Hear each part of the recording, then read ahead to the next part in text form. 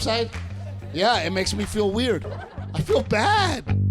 Welcome to another episode of Pop Culture 101. I'm Cordero McMurray, and joining me is comedian, writer, and producer Steve Trevino. Thank you so much for joining me, Steve. How are you? You're welcome. Pop culture. I don't know. I mean, I'm in that old group, right, with all the married people. I don't know if I'm part of pop culture. My nieces the other day said, they go, say less, and I go, what? And they go, no, it's the thing we say. And I was like, I don't even know what they say anymore.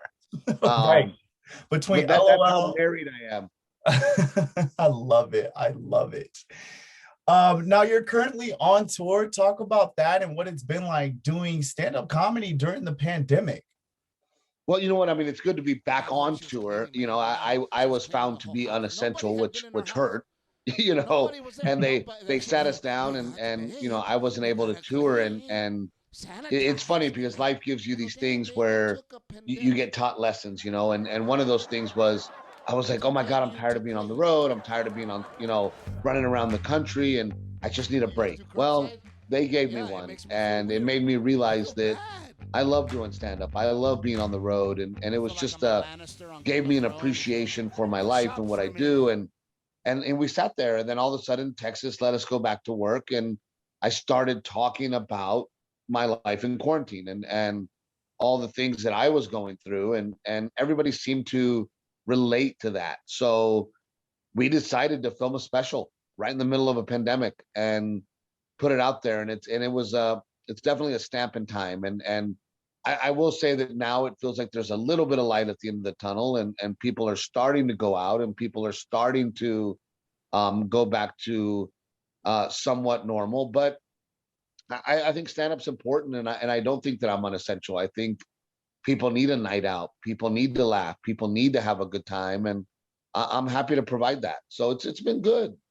Good. And you do provide the comedy relief I think that people are looking for. I watched the special, My Life in Quarantine, and I just have to say you hit a lot of the jokes and a lot of the stories right on the button. You talked about a lot of things I think that we all had to do or are continuing to do in this pandemic, as far as hand sanitizing every 2 minutes, every time someone sneezes or coughs, and really trying to find something to do to keep yourself busy because we're all working from home and things like that. How did you kind of just come up with this idea and connect those two things?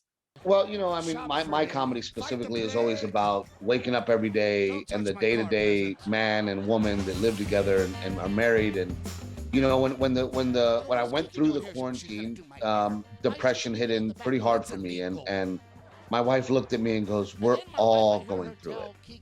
It's not just happening to you. And I think that was kind of the change for me is that, oh yeah, we are all going through it. So if I can do stand up about what I'm going through, most likely everybody else is going through the same thing. And it really resonated and it's really made people reach out and go, oh my God, Steve, like I was going through the same thing you were. So it's just a really special moment for me. And, you know, for me, you know, I always look for the positive and I always look for the glasses half full. And my wife and I through 2019 were desperately trying to get pregnant and really wanted to be pregnant. We had suffered a miscarriage and we weren't able to get pregnant. And all of a sudden during this quarantine, we got pregnant. And that was a blessing for us and something really special. And I had to talk about it and I had to get on stage and let people know that not only did it happen to me, but it happens to a lot of people.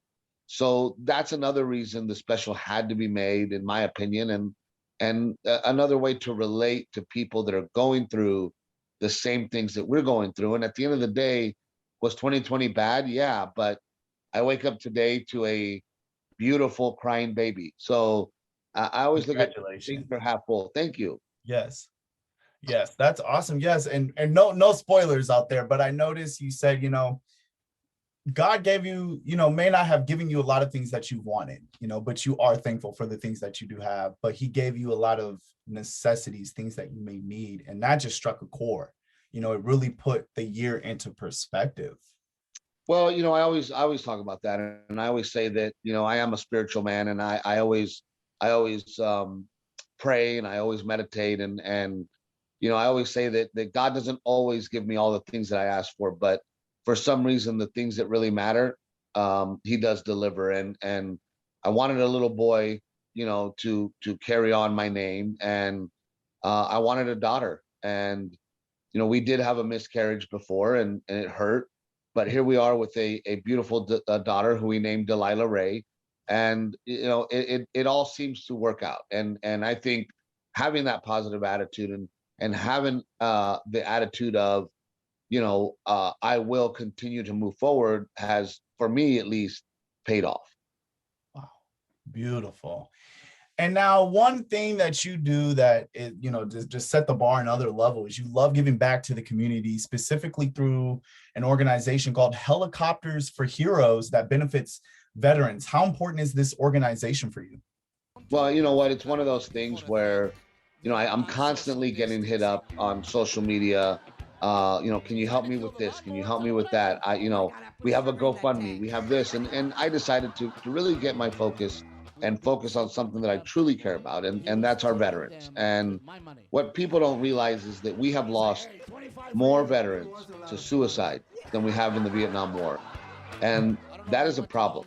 These are people who woke up and decided to volunteer to defend our country, and we need to make sure that we celebrate them and that we let them know that it is not weak to ask for help. So Helicopters for Heroes for me is a way to channel my energy, use my celebrity to raise money. And I'm proud to say that last year we raised $500,000, and 98% of that goes back to our veterans.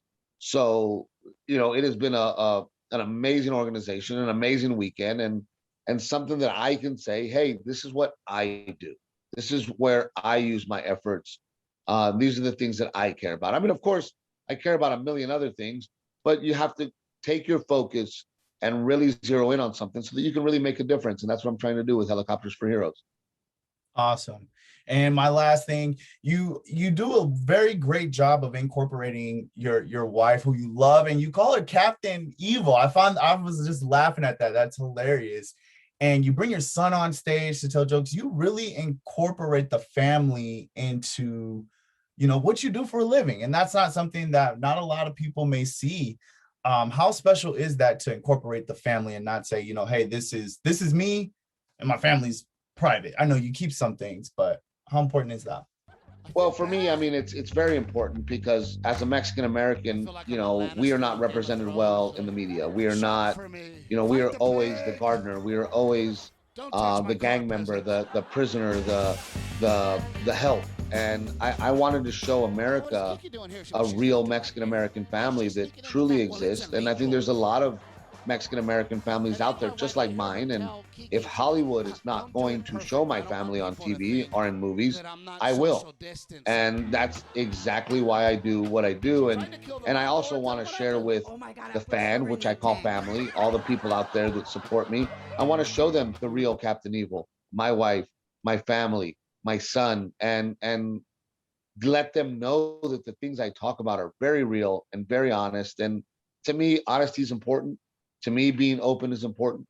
To me, showing the world that this Mexican American family exists and that we matter and we deserve to be in media and on TV. So that's why I do it. That was comedian Steve Trevino, everybody. He is on tour now, and more dates will be announced as venues continue to open.